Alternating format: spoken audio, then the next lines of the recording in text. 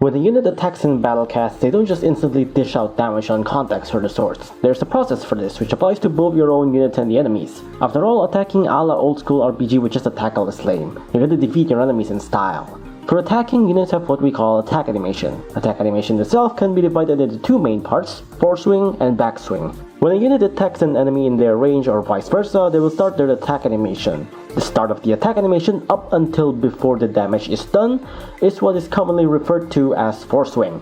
Then continuing the animation, after the damage is delivered, there's usually still some animation left to be finished before the unit can move again. This part of the animation after the damage is dealt until the attack animation is finished is what is commonly referred to as Backswing. Of course, Foreswing and Backswing length varies from one unit to another, and having long or short Backswing can make a difference for cat units and enemies alike. Some units have incredibly fast Foreswing and very long Backswing, and vice versa. I should note that a lot of these are going to be confusing when you count Multihit into factors, so I'll explain a bit about Multihit's Foreswing and Backswing after I give the first example so you can have a clearer idea after this. So, Foreswing and Backswing, I'll split this into 4 parts again. Fast Foreswing, Slow Foreswing, Fast Backswing, and Slow Backswing. I'll talk about both cats and enemies in this case, though it should be noted that it's less of fast or slow and more so of fast enough and slow enough to be able to or not be able to do something. But for simplicity's sake, I'll just say fast and slow anyways. There's much more to talk about when it comes to Foreswing than there is for Backswing. Foreswing's generally much more noticeably impactful, especially to cat units, while Backswing aren't usually that impactful to cat units, but it usually makes a bit more difference on enemy units. Now, let's begin with Foreswing. First, what about Fast Foreswing on cat units? There's quite a lot of units with Fast Foreswing actually, especially ones with rapid attacks like Cow, Hurricat, r.ost, or Lumbercat. Then there's also what I'd call Sniper units, such as Maglev, Yukimura, Supercat, Glass, and Mer. A lot of units attack on the very first frame of its attack animation, and this can prove to be a very helpful trait to have, especially on these sniper units that I mentioned earlier. This allows them to make their hits much more accurate and is more guaranteed to land their hits before the enemies can land a hit on them, which matters more on units that can make a big difference in one hit rather than ones relying on multiple hits using fast attack speed. For example, Bullet Train's and Yuki's giant damage per hit, Supercat or Glass's instant ability activation, or Merc's chance to crit. Some units that rely on having fast attack rate like the ones I mentioned earlier, Cow, Hurricat, r.ost, and Lumbercat, doesn't benefit as much from this. Units with slower speed or just slow speed can still benefit from having fast Foreswing, like for example iCat and Bobbercat with its guaranteed freeze, Elemental Duelist with its instant damage, or Slime's Nuke Wave. Nearly every single fast low-range units have fast Foreswing. In fact, one of the slowest Foreswing unit in this category would be like Fishman, who still has fast Foreswing, all things considered. Units with long range and fast Foreswing also has the benefit of being much more likely to hit its target as it has less room of missing, for example, Legs, Paris, and Dragon variants. There are of course units with pretty fast Foreswing that isn't as instant as the ones I previously mentioned before, like Homura, Miyabi, Kenshin, Kalissa, and Little Valkyrie. On paper, having fast Foreswing feels like it will always be advantageous, and that's because it is mostly true. The only real downside that I can think of is sometimes these units' first hit would not be able to land on longer range enemies or just enemies that hasn't moved forward, basically enemies that may hide behind other enemies. This isn't a problem for LD or Omnistrike units with piercing though. To give example, in stages where there are a lot of variety of enemies or constant spam of enemies, units with instant Foreswing would start their attack on the first enemy it detects, which is usually a short-range peons like the Squirrel or Gabriels and such, thus not hitting the enemies that are much more of a threat, which are usually behind them. While units with longer Foreswing won't instantly release their attacks and can have time to wait until the more threatening enemies gets inside their range before dealing the damage. This, however, only applies on the first attack and is only advantageous to ones with long Foreswing if the enemies are constantly pushing inside their range. Speaking of Gabriels just now, who also has a fast Foreswing, let's talk about enemies' fast Foreswing. Fast enemies like Brawlos, Gabriel, Dark Doges, and Puffington pretty much gets the same advantage as cats, such as making them much more likely to land hits over other enemies. Aside from generally fast enemies, there are also cases like Zangru, Shadow Boxer, all Master A variants, nearly all Bear variants, Laboyne variants, r.ost variants, and so on. Their fast Foreswing makes their hits much more accurate and meaningful, and it can strike cats that outranges them first if they meet one-on-one. Thus, cases such as using Awakened Bahamut on them requires baiting their attacks and timing your spawn. Speaking of baiting attacks, enemies with fast Foreswings are usually actually much more easily baited out, and it works especially well if their backswing is relatively long too. You can bait out their attacks and time your units like Can, Fishman, or Awakened Bahamut much more easily when they usually cannot hit them under normal circumstances. For example, using Awakened Bahamut on the r.ost in Realm of Carnage, or timing your units to rush any Laboin variants with Rusher and Tankers. A small note for Master A and their variants, as they have a rather unique interaction. Master A and their variants are some of the many enemies with 1 frame Foreswing, but they're one of the only ones that, on top of having 1 frame start off, also has a big range. This combination often causes problem when they are the boss enemies in the stage. Due to their attacks being instantaneous, they often can land a hit before the boss knockback even occurs, thus damaging all your frontline cats. It's usually not that big of a problem, but it can be kinda problematic if your carry units are all standing close in front of the base before you hit the base. It can also cripple your stack too. Now, moving back to cats. Cat units with long Foreswing are generally not favorable, though like I mentioned earlier, it does have its little advantage. For units where every single hit can matter a lot, like Shishilan, Pikolan, Windy, Tandia, Dogumaru, Cosmo, and so on, this can give you a possibility of setting up an attack so your first hit can count much more, as you're able to set up an attack that can hit more enemies or more important enemies than you initially target. Aside from the positive I mentioned just now, there's very little advantage in having long Foreswing. They tend to miss enemies more if the enemies you want to hit moved out of their range, whether because of damage knockback or status effect, or the cat unit itself sometimes might just get interrupted before they even get to land their hits, depending on their scenarios. Units with common problems in their long Foreswing includes Cat Machine, Cats in a Cradle, Craze Bahamut, and Vigler. There's also cases like Togelunga, Cosmo, and Filibuster, but when against a crowd of hard-pushing enemies, they generally won't miss too often due to them having a huge range, unless they get hit somehow. Sometimes some of these units' problem are less of their long Foreswing and more of their attack rate though, but their Foreswing is still usually a notable disadvantage on its own. Short-range units suffers a lot more from this. Like I mentioned earlier, Cradle and Cat Machine is such example. Cradle's Foreswing technically really isn't that long, it's actually relatively short compared to a lot of other units, but the fact that he's a short-range unit causes it to be much more problematic. A long-range unit with long Foreswing, while could still miss its original target, might still hit other target that happens to move inside its range of sight. Someone as short range as Cradle though, doesn't have that luxury. They're also much more prone on getting hit and interrupted by enemies due to their short range. Enemies such as Mr. Mole, Starpeng, or even Nimoy Boar, unless frozen or cursed, can be very troublesome to these units, especially something like Cat Machine. As also mentioned earlier, this problem is nearly non-existent if the unit in question is LD with good Pierce. Aphrodite, for example, also has one of the longest Foreswing in the game, but Aphro pretty much never misses its target due to her insanely long range and good LD spread. On another note, Waitress, who also has a very long animation, doesn't suffer too much from this either, as her main target is usually Metal Seal, who is not knocked back easily.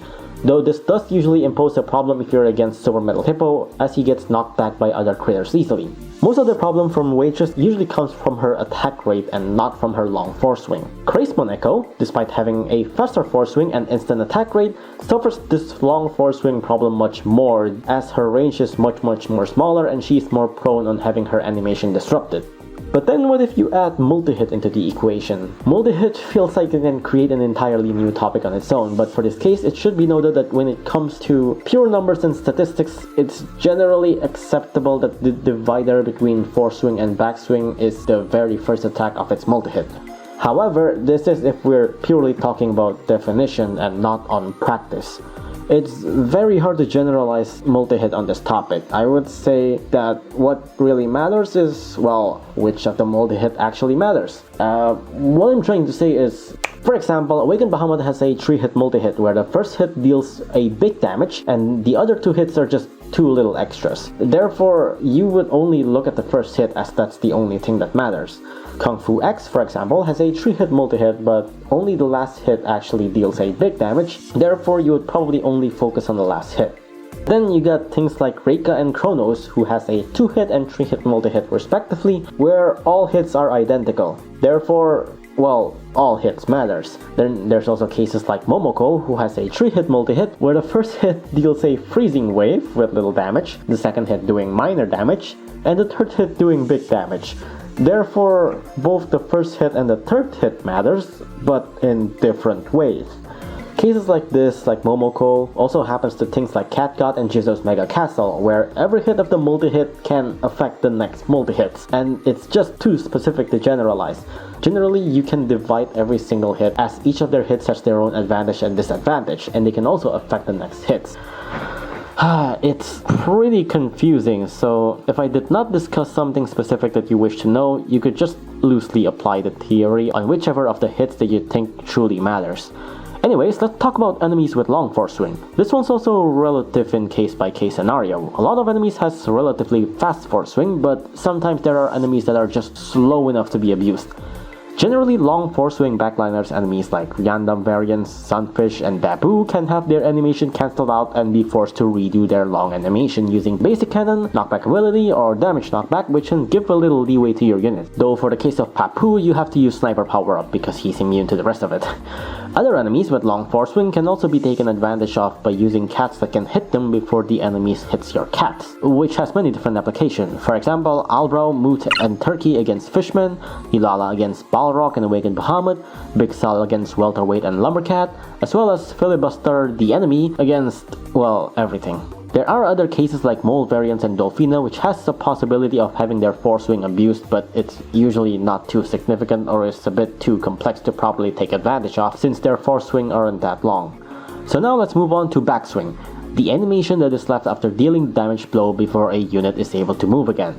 Backswings I think matter less compared to Foreswing, but it can still make quite some difference depending on the units. There's not that much in-depth talks here, but generally units with short backswings will have the tendency to walk forward more often compared to the ones with longer backswing.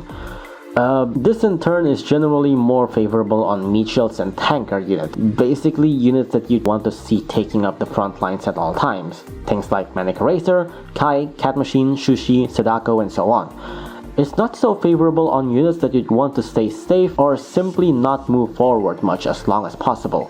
Units with long backswing generally won't push as much compared to ones with fast backswing. Floor 30 is one of the stages that can really show this case in particular. Units with relatively fast backswing such as Anubis, Little Valkyrie, and Miyabi tends to push a lot. Not only because of their speed, but also because after knocking Hermit back, its animation has only a little left to finish, so it won't wait for Hermit to move back. While units like Mitama, Musashi, and Shishilan doesn't push as much. After knocking Hermit back, by the time they're finished with their animation, Hermit will usually already be back to where he previously was. This is just one stage, but the general idea can apply to many places, though usually they're far less extreme than Floor 30. Some units like Cat in a Box, Maglev, Yukimura, and Awakened Bahamut also has what basically are artificial attack rate caused by backswing, which at this point is really no trade secret anymore because I've talked about this in like 10 other videos. Basically their attack cooldown are either non-existent or they are simply just shorter than their backswing, which means that if these units get their backswing interrupted, they will be able to attack immediately again. It can be pretty beneficial if you manage to find some ways to purposely interrupt their backswing without damaging them too much. Though this can also apply to enemies such as Gabriels, Brawlos, and Puffingtons, so be careful when interrupting their backswings. Speaking of enemies are generally more affected by backswing. Usually ones with short backswing are much more dangerous than ones with long backswing since they will move up more easily and can take up a lot of space if not shielded properly. That can be extremely deadly on enemies with Omni Strike or Wave or Surge. It's partly the reason why enemies like Messier or Eulala needs extremely precise timing to stall perfectly if you can't tank them. There's also enemies like Dober or Saint Dober, which will almost immediately move if his Wave or Surge knocks everything in front of him back. Enemies with longer backswing like Hermit Cat's backswing, counted from his first hit, makes stalling him infinitely much more easier. And it is also possible to stall enemies like Raging Bahamut alone by just timing some meat shields, if we're not counting the peons anyways. Stalling peon enemies like Scissoru or Moots for money are also extremely easy due to their backswing compared to stalling some other enemies. That being said, long backswing on enemies doesn't necessarily make everything easier. Due to their long backswing, these enemies tend to stay much further back compared to other enemies. This sometimes can cause problem if you really want to kill these enemies either for money or they're just generally a big annoyance hiding behind stronger enemies. Albrows are often used like these, most notably in Vulcanizer and Tiny Wings, where they are supposedly your main source of money, but they ended up hiding behind the boss enemies due to their extremely long backswing. Autumn is also another enemy that can be rather annoying. Even though his standing range isn't actually that huge, Autumn's long backswing makes him usually stand way behind other supports. You can minimize this problem using LD units, but it's still usually pretty annoying on certain situations. Those are more or less all about Foreswing and Backswing without going way too deep. A lot of the times, most units doesn't even have super significant Foreswing or Backswing, which makes a lot of these not that important to remember. Still, as always, these are just neat details and implementation that I'd like to document, and it can still be nice to note in the future. I think Pono so far more or less knows about these too, as well. Take a look at things like Rusher Cat units. Almost all Rusher Cat units have instant Foreswing, and nearly all tank units doesn't have long backswing, which both are advantages on these units. Have you ever noticed that? Imagine if they give Awakened Bahamut a long Foreswing. Oh, how terrible of a unit he'd be. He'd hardly land much hits and timing him would be way harder. Anyways, that's about all I want to talk about now. As always, thanks for watching, and if you have any insights or inputs or queries, do say so in the comments. These sort of videos can really be produced more often, but I've been stuck on VTuber hell. Please help me. It is taking up all of my time. I'm sorry, these idols are just too damn entertaining. Okay, that's all for now. See you next time, thanks for watching.